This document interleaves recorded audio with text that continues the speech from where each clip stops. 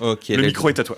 Le micro est à moi. Donc, let's go. Donc, vous n'êtes pas sans savoir qu'en ce moment, Pokémon a un peu est arrivé partout un peu sur le web, sur YouTube, sur Twitch.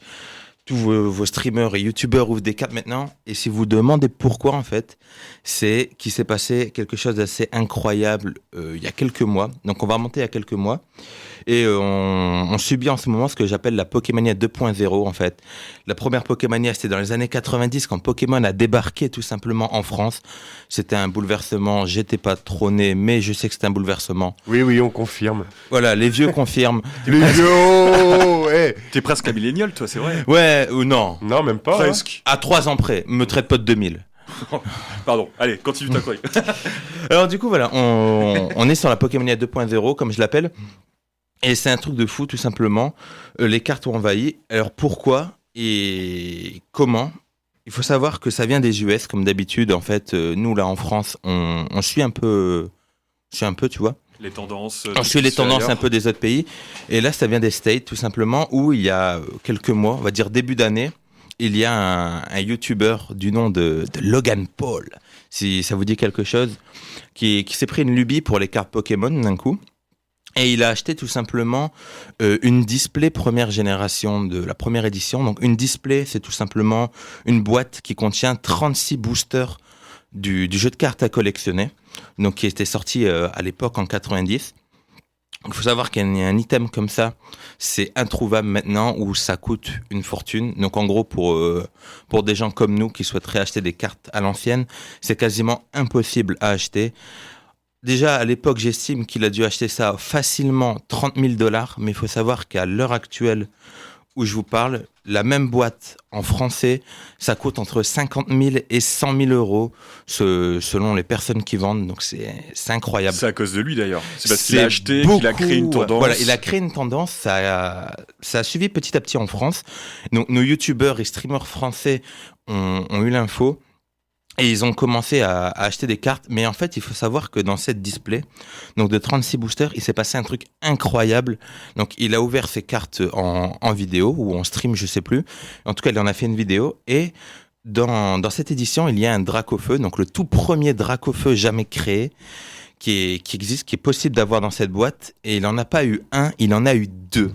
C'est incroyable. Il faut savoir qu'une carte Dracofeu actuellement en français, dans un état parfait et gradé, donc on en reviendra sur la gradation, c'est 50 000 euros la carte. Donc en gros, il rembourse sa boîte juste avec une carte et il en a eu deux. C'est incroyable. Donc ça s'est su en fait.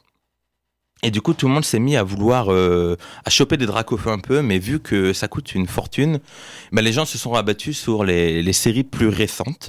Donc, au même moment de cette hype qu'il a lancée, il y a une extension qui est sortie du nom de Destinée Radieuse. Donc, vous avez peut-être déjà vu en magasin, déjà entendu.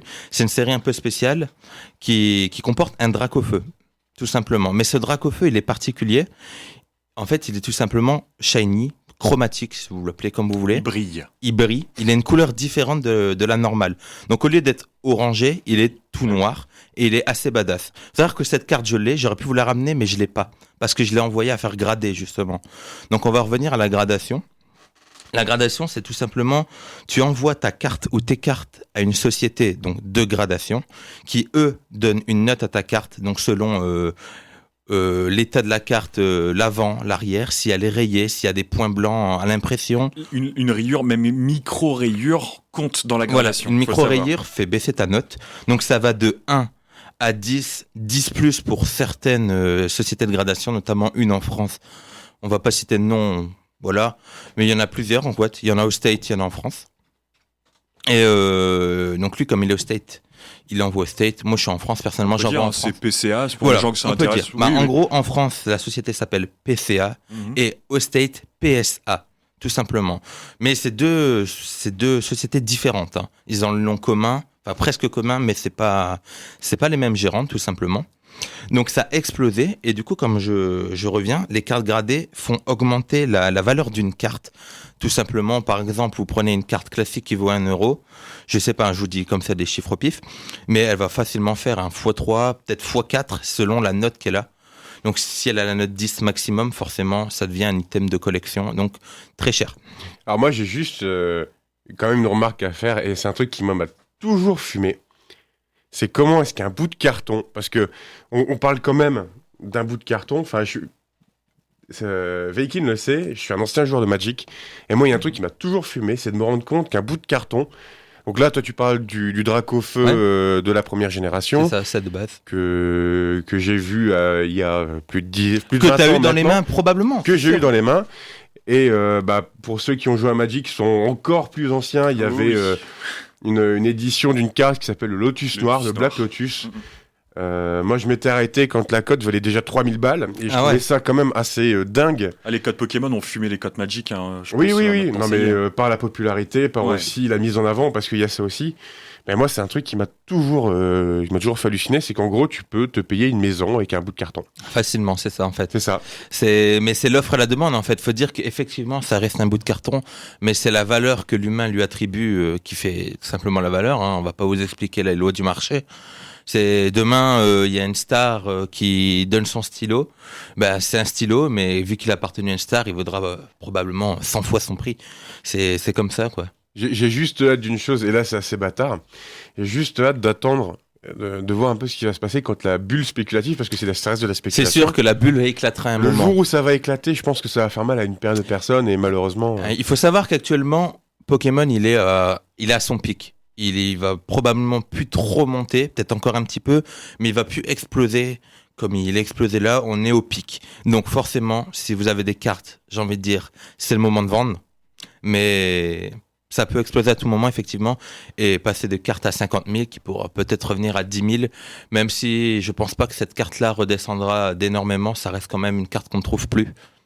Mais il faut savoir que sur le récent, en tout cas, ça va baisser parce qu'on va en parler. Il faut savoir que normalement, un booster Pokémon, tout simplement, qu'on achèterait en magasin, c'est censé coûter 4,90 € ou 5,90 € maximum. Il faut savoir que maintenant, c'est en rupture partout, et que quand il y en a, ça se vend 7 €. Moi, j'achète mes boosters 7 € sur une extension qui est sortie il n'y a même pas une semaine. Je trouve ça inadmissible, en fait. Alors, moi, il y a une autre chose aussi, justement, je voudrais rebondir, et là, c'est peut-être possible pour nos auditeurs, c'est les notions de starter, de booster. Donc, alors, si je me trompe pas, les boosters, c'était les gros paquets de 75 cartes avec, justement, un jeu qui est préconstruit. Un deck, ça s'appelle. Oui, non, mais ça s'appelle un deck, effectivement. Maintenant, c'est...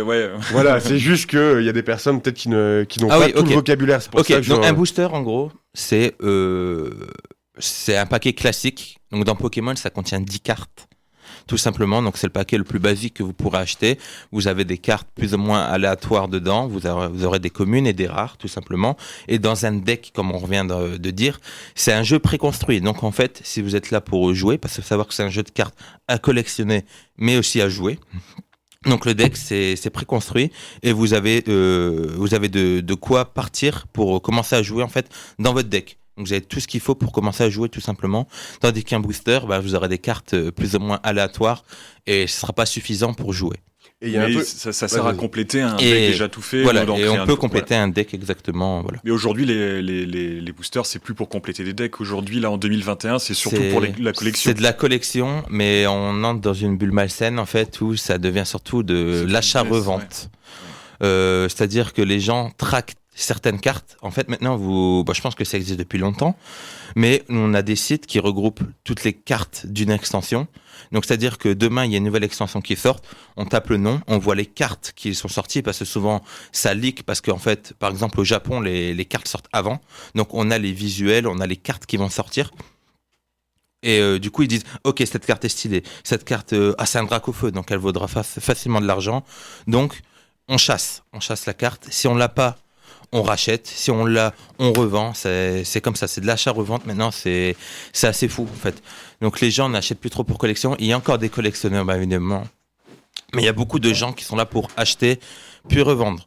Et c'est assez fou parce que du coup, on ne trouve plus forcément d'objets. Moi, je pense notamment à des collectionneurs qui voudraient acheter des cartes qu'ils n'en trouvent pas.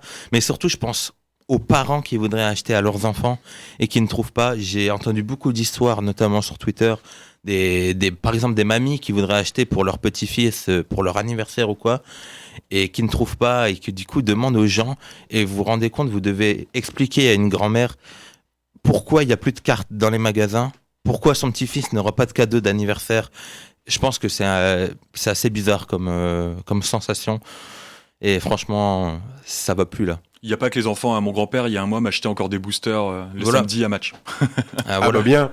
Voilà. Un grand enfant. L'anecdote de Bakin. Ouais. Oui. Non, mais t'as raison. Hein. Non, mais après, c'est vrai que... j'ai connu, je pense que toi aussi, Vaillant, t'as connu aussi la première vague de hype sur les cartes Pokémon. C'était fin 99. Moi, je me souviens que c'était édité... par Wizard. C'était Wizard of the Coast.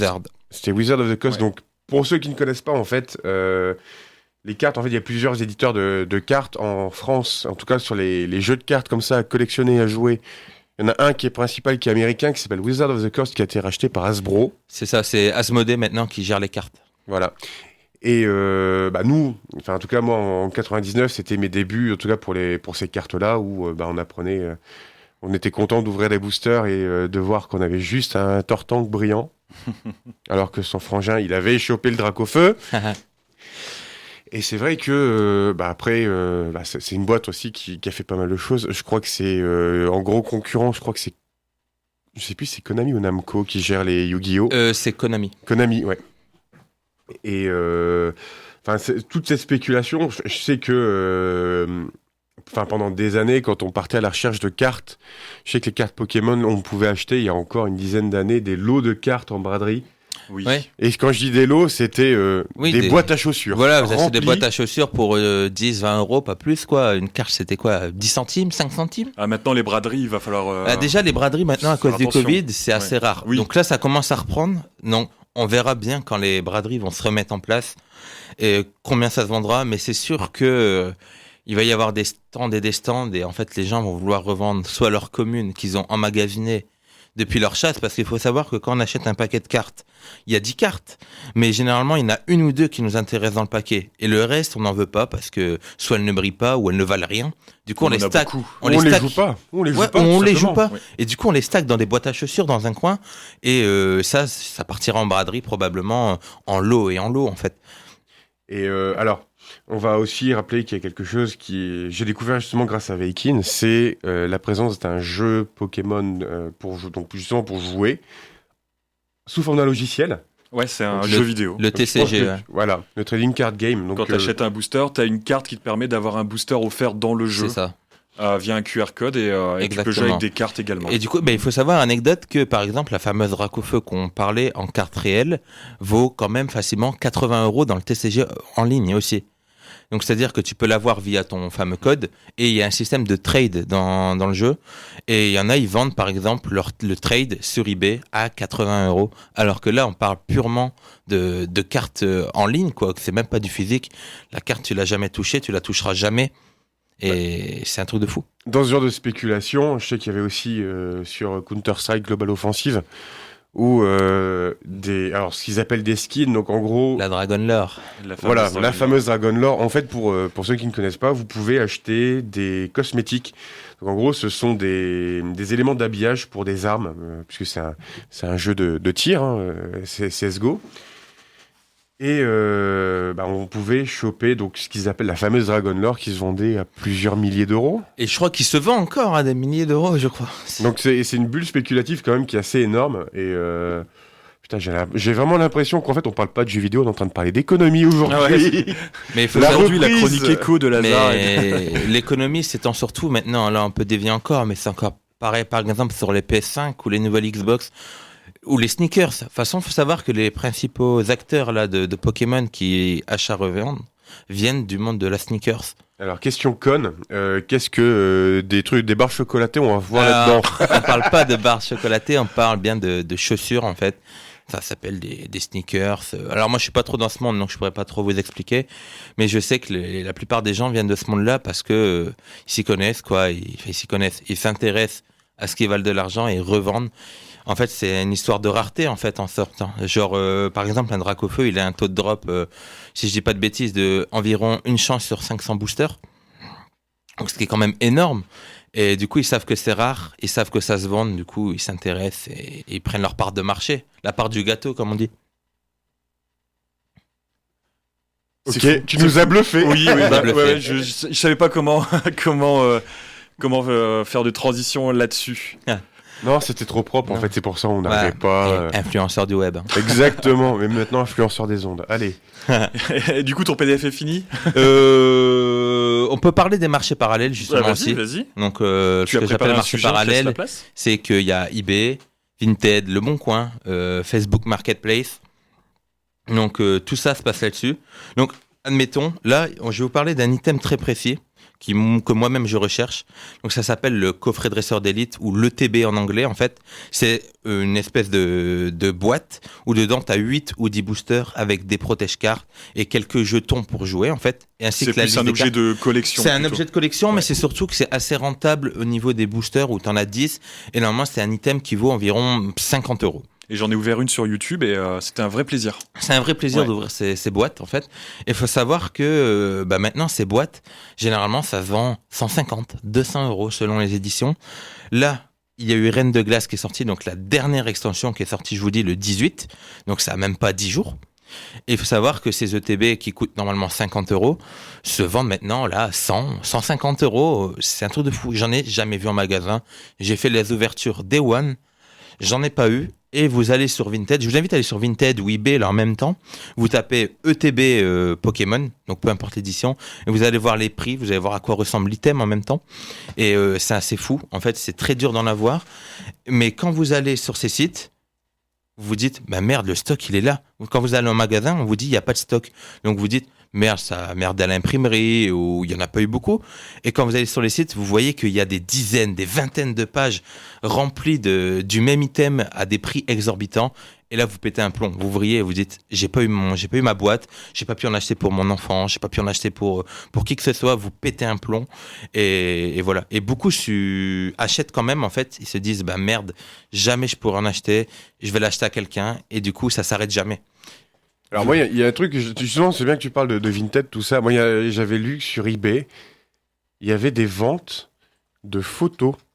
Exactement. De paquets de... Donc, je suis là-dessus, je vais fais, non, mais vous comment expliquer. Vas-y. C'est valable autant que sur Pokémon que sur les PS5 par exemple. Ils prennent des photos de display première génération, donc la fameuse display qu'on parlait tout à l'heure. En fait, dans la description, il est marqué, il faut bien lire, que le mec va vous vendre une photo ou une image de la fameuse display, mais ils les vendent au prix de la display. Mais ils sont pas bêtes, en fait. Ils les vendent un peu moins cher que le prix actuel. Donc vous dites, ah, c'est une bonne affaire. Par exemple, ça vaut 50 000, le mec va vous la vendre 15 000, par exemple. Vous dites, waouh, la bonne affaire. Il vous met une photo. Donc pour vous, sur l'image de la preview, c'est une vraie display, vous voyez. Mais si vous lisez pas et que vous les achetez, vous vous retrouvez chez vous avec une photo dans une enveloppe. Et beaucoup de gens se sont fait avoir, notamment, je sais que sur une PS5, c'est déjà arrivé, où le mec a reçu en fait une photo dans sa boîte aux lettres et va falloir se faire rembourser parce que c'est compliqué. À partir du moment où le mec a bien expliqué Oui. dans la description qu'il vendait une photo, eh ben vous l'avez dans le baba, même si c'est immoral, va falloir vous battre pour être remboursé. C'est très compliqué. Les gens sont malins, des arnaques naissent petit à petit. J'ai même entendu des histoires de chèques frauduleux. Ça va vraiment loin en fait. Faites attention du coup. Faut faire très attention, surtout quand vous achetez, lisez la description. Posez des questions aux gens et surtout, demandez un truc qui marche vraiment, une photo de l'item avec un petit papier et son blaze sur l'item, avec la date, où vous lui dites écrit tel truc. Comme ça, vous êtes sûr qu'il a l'item chez lui en fait. Et vous n'allez pas vous faire avoir. En fait, c'est... Alors, là, on donne un petit peu le b.a.-ba de Le Bon Coin. C'est vrai.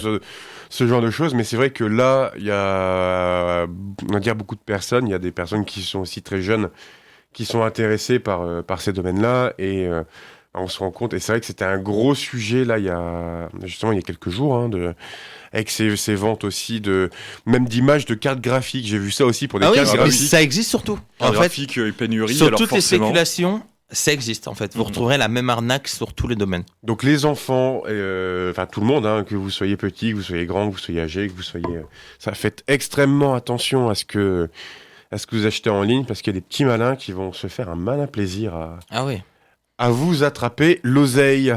Et c'est là-dessus qu'on va se faire une petite pause musicale. Alex, je suppose que tu as encore J'ai des encore trucs quelques petits trucs à dire. On revient sur toi dans 4 minutes. On était en train de parler des cartes Pokémon, de la hype, de tout ce qui se passe sur YouTube. Oula, pardon pour ce petit bruit. Le petit bruit.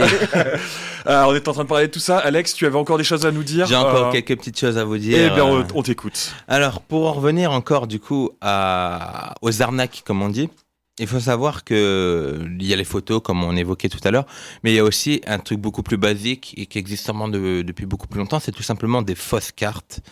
Donc, des gens achètent par exemple des lots de cartes sur AliExpress, donc ça vient de Chine, et dedans, en fait, ça reprend exactement les mêmes visuels que les vraies cartes, et ils font passer les cartes rares, du coup, pour de vraies cartes.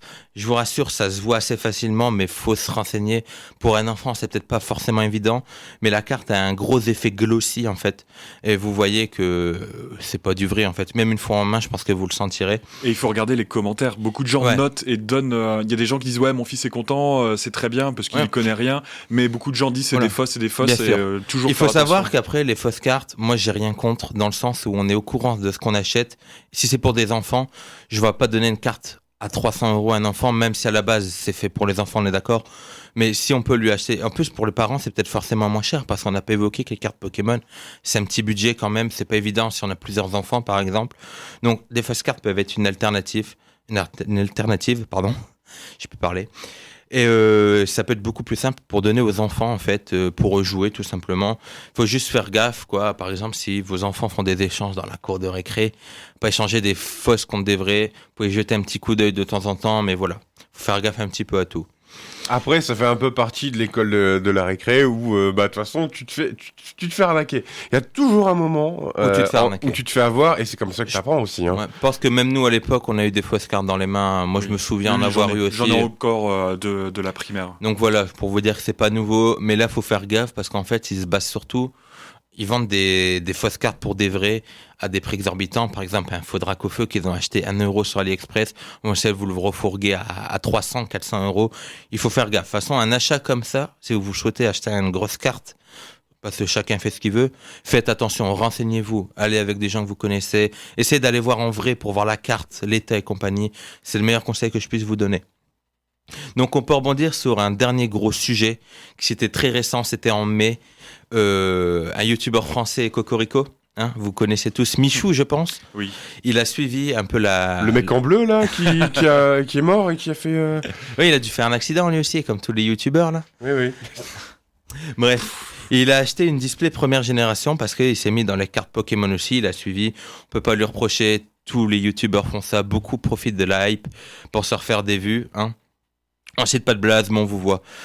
Donc, Michou a acheté une boîte à 40 000 € environ.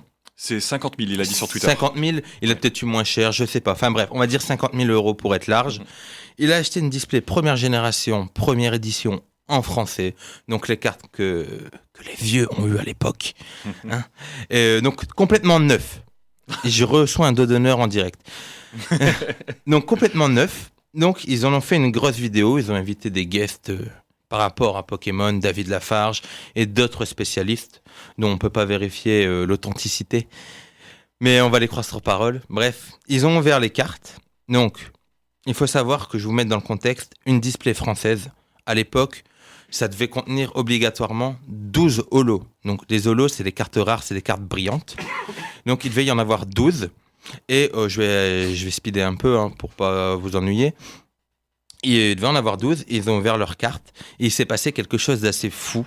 En fait, tirage après tirage, ils ont eu leurs 12 holos. Il leur restait strictement du coup 2 paquets à la fin. Donc dans ces 2 paquets, il était censé exactement avoir, rien de foufou, juste des communes. D'ailleurs, il faut savoir que des communes de l'époque, ça vaut de l'argent. Hein. Par exemple, un petit Pikachu, ça peut se vendre facilement 50, 60 € selon l'état de la carte. Donc voilà. Donc ils comptaient leurs chiffres un peu pour essayer de rentabiliser la boîte. Hein. Et arrivé aux 2 derniers boosters, ils font l'ouverture. Il faut savoir qu'à ce moment-là, ils ont tiré un Dracofeu déjà. Ils ont tiré le fameux Dracofeu. C'était un gros truc de fou.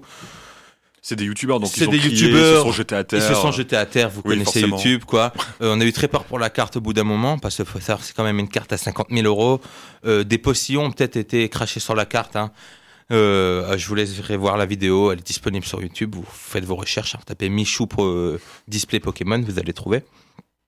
Donc, on en revient à ces 2 boosters, c'est fou. Ils les ouvrent. Et en fait, ils les ouvrent en même temps. Chacun, ces 2 personnes différentes, ils les ouvrent en même temps. Ils font ce qu'on appelle une battle. Oui, ils font des battles sur des cartes à je ne sais pas combien. Donc, ils tirent leurs cartes, comme ça, et ils arrivent à la dernière. Parce qu'en fait, on fait un tri dans les cartes. Il y a une méthode pour faire un tri, et la carte rare arrive en dernière. Donc, au moment de soulever la carte, ils la tirent en même temps, et ils se rendent compte tous les deux qu'ils ont tous les deux une holographique. Alors que c'était strictement impossible vu qu'ils avaient déjà tiré leurs 12 holos. Donc ils en ont eu 14. Donc il faut savoir que c'est une première mondiale pour une display française. Je dis bien française parce qu'aux US, ça arrive de pouvoir tirer plusieurs cartes. Il faut savoir que Logan Paul, lui, il a tiré 2 Dracofeu. Mais c'était connu aux US, ce phénomène. Mais en France, c'était jamais arrivé sur le nombre de boîtes qui étaient ouvertes. Donc c'est une espèce de bug, on peut dire un bug d'impression. Donc ils ont eu 14 holographiques, ce qui fait que Michou a eu le record du monde du plus d'holographiques tirés dans une display française. C'était un truc de fou. Et il faut savoir que du coup, sans spoil, il a rentabilisé sa boîte largement. Et c'est un truc de fou tout simplement. Donc en gros, si je comprends bien, Michou a eu le record du monde de chatte au monde. Exactement. Ok. Exactement. C'est plus de la chatte à ce niveau-là, c'est stratosphérique. stratosphérique en fait. Et du coup, forcément, ce genre d'événement sur YouTube ou Twitch, peu importe, ramène tous les influenceurs à essayer de faire Et il pareil. faut savoir que du coup, cette vidéo a fait le tour du monde, ou parce que, comme c'est jamais arrivé, beaucoup d'étrangers ont vu la vidéo, forcément. Vu que déjà, des ouvertures de display première génération, c'est pas tous les jours. On a peut-être une par an au maximum. Donc, c'était un petit événement, en fait. Et cette vidéo a fait le tour. Et du coup, voilà. Donc là, il a envoyé ses cartes il va envoyer ses cartes à grader, parce qu'il faut dire que du coup, avec la hype, lui, il veut les envoyer chez PSA. Parce que PSA, c'est les plus reconnus. Si vous voulez que votre carte soit reconnue à l'international, vaut mieux envoyer chez PSA. C'est la société la plus reconnue dans le monde, tout simplement. Il faut savoir que PSA, ils acceptent plus de cartes en ce moment tellement il y a de tirages, en fait. C'est un truc de fou. Et les délais d'attente, une fois qu'ils vont réouvrir, devraient ouvrir, je crois que le mois prochain, c'est 2 ans. Donc, vous envoyez votre carte et vous la récupérerez seulement dans 2 ans. Et pour refaire un petit point PSA, PCA, peu importe, que ce soit en France ou aux États-Unis, pour ceux qui comprennent vraiment pas à quoi ça sert, puisqu'on a parlé de vérification et de gradation, les cartes sont notées de 1 à 10. Vous pouvez avoir une carte PSA 1 comme une carte PSA 10. Donc le Dracofeu PSA 10, par exemple, c'est la carte la plus propre, la plus nickel au monde. C'est pas de rayures, le pas de meilleur bug tirage d'impression. à l'impression. Ça peut pas être plus parfait. Et pas forcément à l'impression. C'est le meilleur tirage à l'impression. Et Donc, surtout qu'on n'a pas fait le con avec la carte après. il n'y a pas un grain de poussière dessus. Et en fait, ils les mettent dans des sous cases vide et tout voilà, ça. Ils le dans mettent des dans cases hermétiques et aussi protégés aux UV. Protégé aux UV, donc vraiment, j'ai vu une vidéo de 3 minutes qui explique comment PSA travaillait. C'est vraiment nettoyage plusieurs fois, c'est vraiment avec des gants, les cartes sont manipulées avec des gants. Ils sont manipulés avec des gants, et si le local brûle, entre-temps. Ils ont des assurances sur Twitch. Ils ont des assurances. Je pense que oui, ça doit être... D'ailleurs, quand vous envoyez vos cartes, vous pouvez les faire assurer à la hauteur de X euros. Par exemple, moi j'ai envoyé mon Dracofeu, je l'ai assuré à 700 euros parce que c'est le pic qu'il peut avoir s'il a la note maximale. Moi, je peux pas savoir quelle note il va avoir, donc je l'assure au maximum en se disant qu'elle peut avoir 10 en fait tout simplement. Est-ce qu'on peut faire confiance à Chronopost? Alors, non, on va pas rentrer dans... Ce sera pour une autre émission, je pense. Ouais, on peut faire une émission dédiée à Chronopost. Hein. Oh là là. Alors, petit point actualité, pour votre information, le 11 juin, il y a eu la première vente aux enchères en France dédiée uniquement à Pokémon. Il y a un Dracofeu qui était estimé entre 10 000 et 12 000 euros. Première édition, presque neuve. Je sais presque pas à quel point. C'est pas PSA 10, on n'a pas de note, donc on peut pas... il a été vendu à 7 800 euros. Okay. Voilà. Et le 22 février dernier, aux États-Unis, le même Dracofeu a été vendu, et très exactement, 509 969 $ aux États-Unis, donc 420 000 euros. Voilà, pour les chiffres très exacts. C'est ça. Et il faut savoir que aussi il y a eu un rappeur il y a pas longtemps, du coup, vu l'influence, en fait, un rappeur du nom de Lorenzo, ça va peut-être pas parler à tout le monde, mais il collectionne les cartes depuis longtemps. En fait, beaucoup pensent qu'il a profité de la hype, mais il faut savoir qu'il collectionne les cartes depuis tout jeune. En fait, juste il en parlait pas, hein, comme beaucoup de collectionneurs. Donc, il a gardé ses cartes. Et là, par contre, il a profité de la hype, on peut le dire. Il a fait un tube dans son dernier album. J'ai pas le nom. Je crois que c'est Légende vivante, si je dis pas de bêtises, et il a profité pour faire une vidéo où il a pris ses cartes qu'il avait quand il était jeune et il les a mis dans des cases personnalisés en partenariat avec PCA ou PSA, je sais plus, à vérifier. Il a mis dans des cases qu'il a personnalisés, c'est très stylé, et il a signé en plus, pas la carte, attention, il n'a pas signé la carte, il a signé le case. Et du coup, ça fait des objets de collection, comme ça, si vous aimez la personne, et si vous avez aimé les cartes, ça vous fait un big item. Et en fait, il a dit clairement que c'est pour laisser une trace de lui au cas où si un jour il vient à disparaître, eh ben, il aura toujours des items comme ça qui perdureront dans le temps. Et ça a été vendu aux enchères, j'ai plus les chiffres, mais je crois que le Dracofeu, c'était genre 175 000 euros peut-être. Faut vérifier sur eBay, il y a peut-être encore les ventes. J'ai plus les chiffres, franchement. Une maison, en fait, c'est ça que je trouve Ah oui, indécent, c'est énormément. En fait, ce qui me choque, c'est que c'était aux enchères, hein, du coup, et que les gens ont enchéri. Si t'enchéris, c'est que t'as forcément l'argent. Je sais pas comment fonctionne eBay dans les enchères, mais il me semble que si t'enchéris, c'est que t'as forcément l'argent, et les gens étaient prêts à mettre ça dans des cartes. Chacun met l'argent comme il veut, hein. Même moi, je suis passionné, mais je pense que si j'avais 170 000 euros, ce serait pas une carte Pokémon que j'achèterais. Et ben, dis donc, c'est un sujet vraiment passionnant. Je pense qu'on aurait tenu 2 heures là-dessus, vraiment. Au moins, ouais. On approche déjà la fin de l'émission. Il va déjà être 11 heures. Merci déjà de l'avoir écouté ou de l'avoir regardé, que vous soyez à la radio ou sur Twitch. Un petit mot de la fin, Alex, je sais pas si tu as prévu quelque chose. Franchement, là, c'était cool. Moi, si on me réinvite, ce sera avec plaisir, hein, je vous le dis tout de suite.